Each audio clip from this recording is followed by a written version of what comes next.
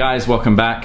Just a quick video today on one particular thing that I've just started doing in the past maybe 2 weeks or so that has made my Anki reps a lot quicker and a lot more fun, or as fun as they can be. You know how it goes with churning through Anki reps. So I'm going to tell you what it is straight off the bat, and then I'm going to explain why I think this is and like a little psychology behind it and what I've found that it's actually doing and how it's actually helping.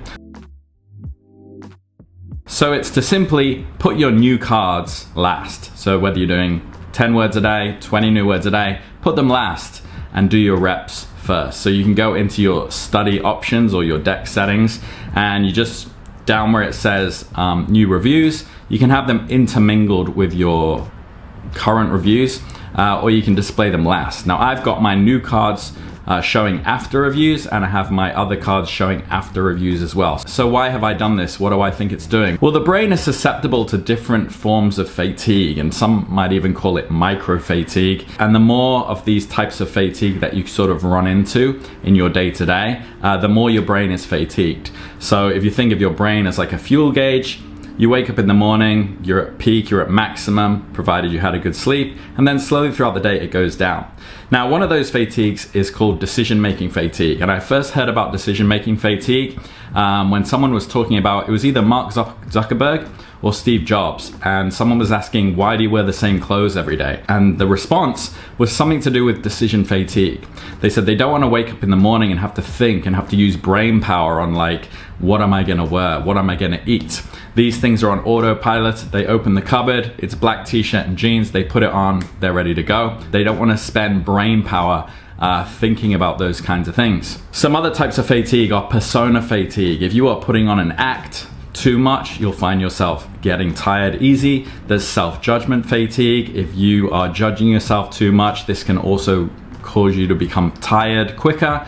And I also think there's probably more. One in particular, especially in the context of Anki reps, is boredom fatigue or non-novelty fatigue. I think the brain responds positively to novelty. I think we all know that, and it responds negatively to trying and stress and cortisol, right? That's why people say studying in books and having that book open and feeling like you're studying but actually you're just stressing is actually a bad way to learn, and it's a much better way to learn through fun and activities that you like. Your brain will take it in more. So I was thinking about the different fatigues and how I get fatigued throughout the day, and I was thinking, well, how can I apply this to Anki reps? Because Anki reps, it does take it out of you, especially when you get up there in your repetitions. And so this was definitely something that had a noticeable impact on novelty and how bored I was getting and how burnt out I was getting.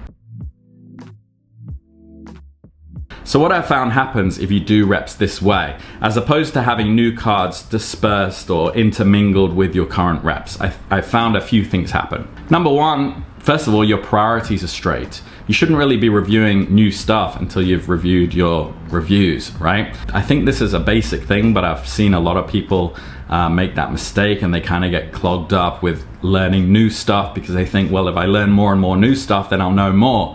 But actually, while they're learning the new stuff, they're forgetting the old stuff. So I think, first and foremost, prioritize the things you've already learned and keep those in your mind before moving on to something new. The second part is you get more unique cards. So what happens if you have your new cards intermingled with your normal reviews?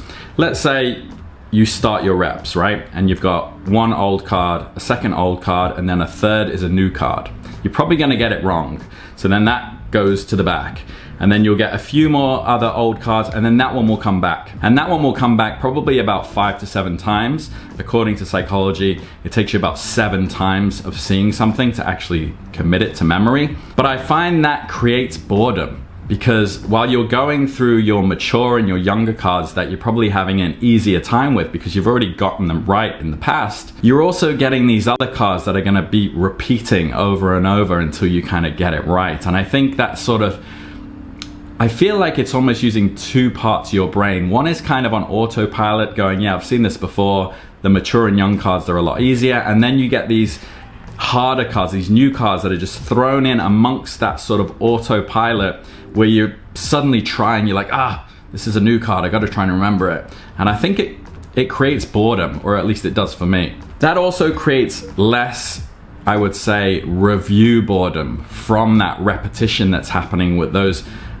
2 or 3 new cards that are being thrown into your reps, and they keep popping up, and it just creates unnecessary frustration as you're going more on autopilot through your mature and young cards. And like I said before, there is that boredom fatigue, or that lack of novelty fatigue, that I feel kicks in, because while you're whipping through your young and mature cards, the new cards are just kind of like splinters that just keep popping up, and you like fail once, fail twice, 3, 4, 5, and it can just put a damper. It can just feel like you're slowing down for those cards. The next reason is, if you do new cards last, things are faster and then slower. They're not sort of slower for the whole entire maybe hour that you're doing your reps. They're quicker. So I'll definitely get through my young and mature cards a lot quicker, and then I'm switching over, and then it's purely the new cards later.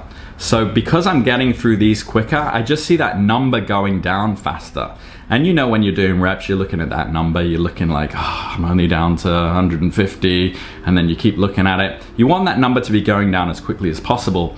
And then rather than focusing on when you get to 0, I'm almost focusing on when I get to 20 or 22, or the number of new cards that you're doing, because then I feel like I'm almost doing a different activity, because I'm now using a different part of my brain. Through mature and young cards, I'm kind of on more of an autopilot, and I'm just whipping through them, and time goes a lot quicker. And then when I get to these cards, I'm sort of like, oh, this is all novelty now altogether.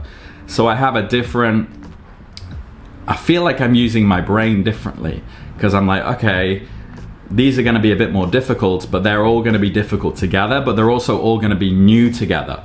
They're all going to be new. So in a way, you keep the novelty, even though it takes you longer to get through each one. All right, so that's a quick video today. Just a quick tip. It's something that's worked for me. So if you have your new cards interdispersed in your reviews, give it a go. Put your new cards last and tell me if you notice a difference. Tell me if you get through your reps quicker, or maybe you don't. Tell me which way you prefer, or how you have your cards set up. I've definitely found, and I've been doing this the last 2 weeks, that this just feels quicker to whip through the ones that I've already seen, and then switch over and have my brain kind of turn on a different mode on the new novelty cards all together in a bunch, and do it that way. All right, so let me know how you go. Let me know what you think, and I'll see you on the next one. Take care.